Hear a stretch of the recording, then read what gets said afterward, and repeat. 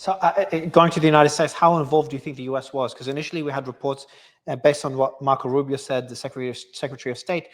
He said Israel took unilateral action against Iran. We are not involved in strikes against Iran, and our top priority is protecting American forces in the region. But then you have Trump when he wakes up and goes online, says something almost contradicts Marco Rubio, says he knew about the attacks, supposed the attacks, there's more to come if Iran does not accept a deal. How involved is the US, and how involved could the US get as this war continues? Well, we only have one president, and he outranks the Secretary of State. So it's clear that the President of the United States has spoken on this issue, and I will put the weight of who I want to believe more. I'll put it on Trump. And Trump's words are clear that the United States was deeply involved in this to the point where we provided specific weapon systems designed to achieve specific results. But I will give you another an aspect of this that people aren't talking about, but they should reflect upon. General Kurilla, who's the commander of U.S. Central Command, has briefed the White House on our strike plans, our strike options with Iran. Now, remember, if Donald Trump says, I know that the Israelis were preparing to attack, I'm familiar with their plan, I know what they were striking, etc., that means Central Command knows this as well. If General Kurilla is briefing the White House on strike plans, that means that we have a deconfliction plan with Israel. That means that if we are to send American aircraft into Iran, that we will deconflict with the Israelis, which means we are intimately involved with the Israelis in every aspect of their planning. For instance, if they have special operations forces on the ground, they will communicate the areas where they are so that we don't attack them, we don't strike them, that we protect them. If they will send in helicopters to rescue these people or redeploy these people, that will be coordinated with our aircraft so that we don't shoot them down. When they launch a strike, we will ensure that our aircraft are deconflicted from the areas that their missiles are flying in. And if we launch a strike, they will deconflict. This means that American military planners are seated right next to Israeli military planners, and that it is a singular plan. It's a plan that Israel has executed by itself at this point. But at a moment's notice, the United States will be able to seamlessly integrate into this operation. And that can only happen if we've had long and meaningful and close collaboration with the Israelis on their attack plans. So according to Israel, so far, there's been no injuries reported following the Iranian missile barrage. That's the first barrage. There could be more. I don't know if it's still ongoing, but so far there's no casualties. Based on what you've seen so far, does that surprise you? It's similar to how Hezbollah surprised many. I'm not sure if it surprised you as well. Hezbollah's the speed in which Hezbollah was or the military command was destroyed, and their inability to really respond to Israel. Because I remember, Scott, in the old days when the war first started, we always discussed there's a red line. If Israel's in war with Hezbollah, that's a red line. We don't know how bad this could get. And Hezbollah has a lot of rockets and missiles that could reach deep into Israel. Yeah. The result was Hezbollah couldn't do much. Israel exceeded most people's expectations. And it seems like we're seeing something very similar here with Iran, especially after the report now of limited to no casualties, says no casualties according to Israel. Would you agree with that analysis? Again, we don't know the scope and scale of the Iranian retaliation, but we were led to believe that this retaliation would involve thousands of missiles and that it would level Israel, be fatal and lethal to Israel. Even recently, the Iranian military put out a post on X saying that Iran's retaliation will be lethal. Don't blame us. Yeah, and they just said, and to your point, I agree with you. The Ayatollah Khamenei just said our response has only just begun. That just came in now. Also, there's been a report as well that headquarters at Kuria in Tel Aviv was struck by an Iranian ballistic missile. It's according to Channel 13. So it's two reports that kind of contradict the point I was just making that just came in. Well, I've actually been in the Kuria, and it's Israel's most secure, sensitive military facility for command and control.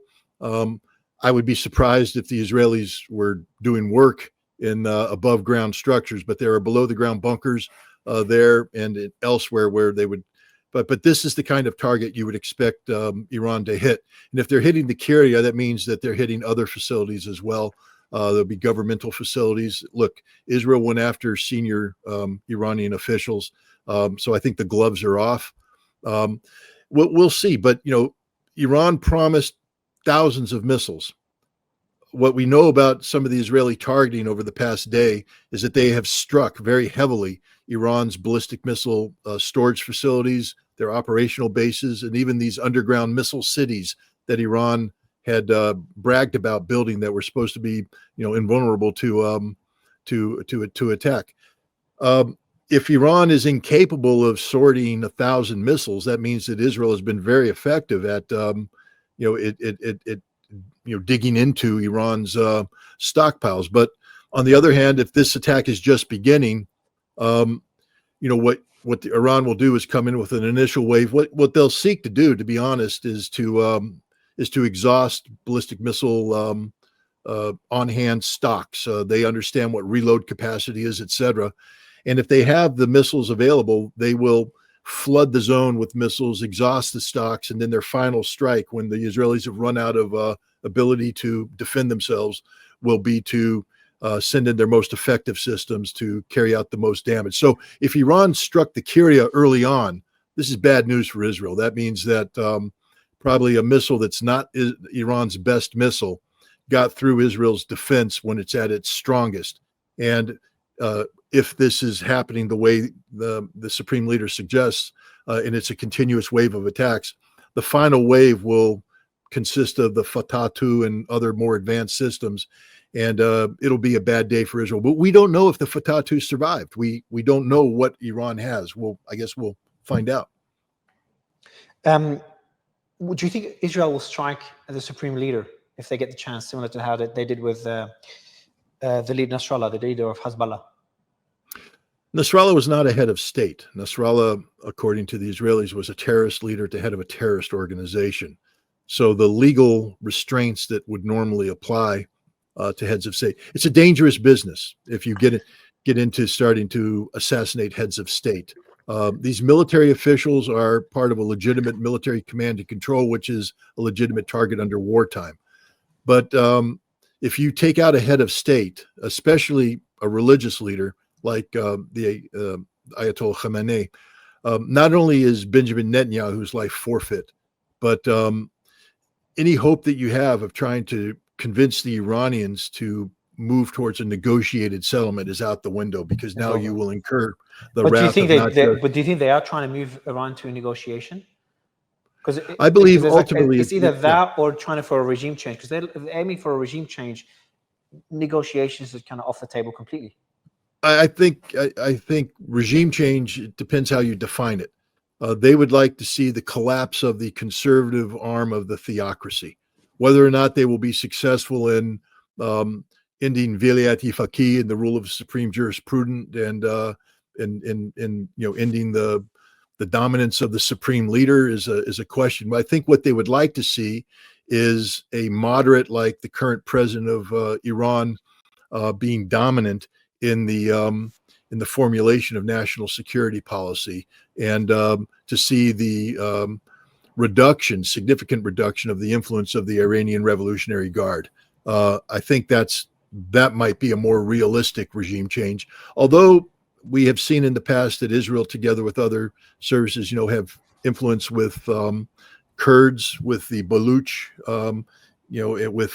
with Arab independent movement, with the monarchists, with the Mujahideen al-Khalq, to put pressure and try to achieve collapse from within. But I think the short-term realistic goals for the Israelis is to get the conservatives that currently dominate Iranian national security policy making, to get them to be diminished, and have moderates take control, and get the moderates to the table. And maybe the moderates will be willing to voluntarily, when I say voluntarily, under coercion, give up Iran's nuclear program. So then Israel gets both things. They eliminate the nuclear program, and they get a change of regime in Iran.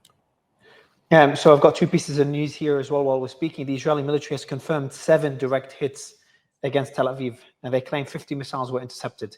Your thoughts on those numbers, if they're accurate? 7 out of 50, that's a 14% success rate.